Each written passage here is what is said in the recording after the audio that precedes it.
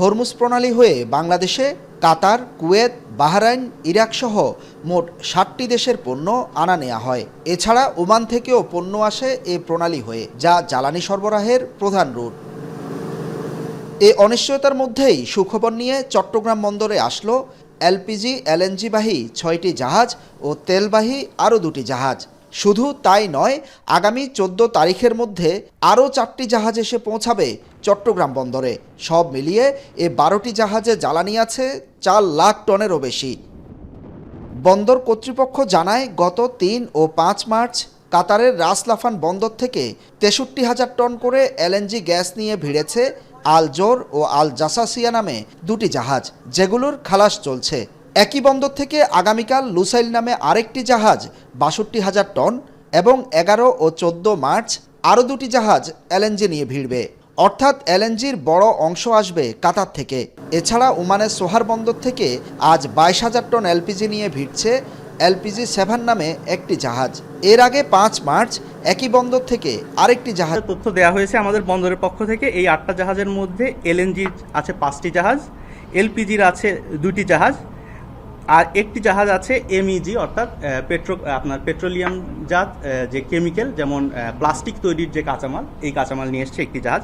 এটা আমাদের গতকালকের তথ্য। এরপরে আমরা আপডেটেড তথ্য আজকে আবার পাবো, পেলে সেটা আপনাদের সাথে আমরা শেয়ার করা হবে।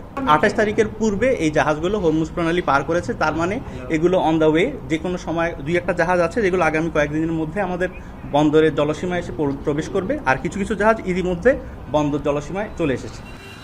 জ্বালানি খাত সংশ্লিষ্টরা জানান, দেশে দিনে গ্যাসের চাহিদা ৩৮০ কোটি ঘনফুট। এখন সরবরাহ হচ্ছে ২৬৫ কোটি ঘনফুট, যার মধ্যে বিদেশ থেকে এলএনজি হয়ে আসছে ৯৫ কোটি ঘনফুট। এসব জাহাজ ভেড়ায় আগামী 1 মাস দেশে জ্বালানির সংকট হবে না। তবে যুদ্ধ দীর্ঘমেয়াদে হলে সরবরাহ সংকট তৈরি হতে পারে। সংকট নিরসনে পাইপলাইনে থাকা 2টি জাহাজ দেশে আনার চেষ্টা করছে সরকার। এর মধ্যে সৌদি আরবের রাস তানুরা বন্দরে 1 লাখ টন ক্রুড অয়েল বোঝাই একটি জাহাজ আটকা পড়েছে। অপর জাহাজটি আগামী 22 মার্চ দুবাই থেকে যাত্রা করার কথা। এ 2টি জাহাজ আনতে কূটনৈতিক মহলে আলাপ চলছে বলে জানায় বিপিসি। হরমুজ প্রণালী হয়ে দেশে প্রতি বছর $600 কোটি পণ্য আমদানি রপ্তানি হয়, যার 80%ই জ্বালানি।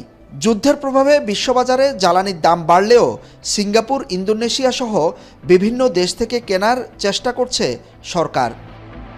বিদ্যুৎ ও শিল্পে অগ্রাধিকার দেওয়ার চেষ্টা চলছে, তবে পরিস্থিতি আমাদের নিয়ন্ত্রণের বাইরে চলে যাবে যদি এই অস্থিরতা দীর্ঘায়িত হয়।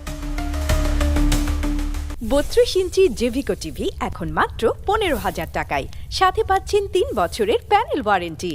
সংকটের বড় ধাক্কা লেগেছে কৃষি ও শিল্প খাতে। দেশের 6টি বড় ইউরিয়া সার কারখানার মধ্যে 5টি এখন বন্ধ।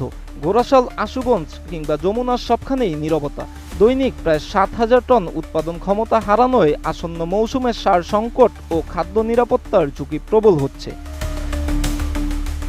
গ্যাস না থাকায় ব্যাহত হচ্ছে বিদ্যুৎ উৎপাদন। কয়লাভিত্তিক কেন্দ্র দিয়ে পরিস্থিতি সামাল দেওয়ার চেষ্টা চললেও আগামী সপ্তাহ থেকে শুরু হচ্ছে এলাকাভিত্তিক লোডশেডিং।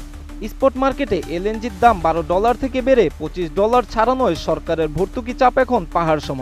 গত অর্থ বছরে যে ভর্তুকি ছিল ৬২,০০০ কোটি টাকা, বর্তমান সংকটে তা নিয়ন্ত্রণের বাইরে যাওয়ার উপক্রম।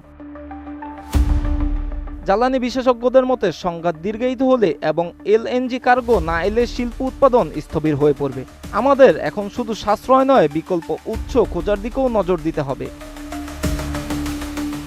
রাজধানীর পাম্পগুলোতে এখন মধ্যরাতেও হাহাকার। ফুরিয়ে আসছে মজুদ। ডিজেল আছে মাত্র 9 দিনের, পেট্রোল 8 দিনের। অনিশ্চয়তা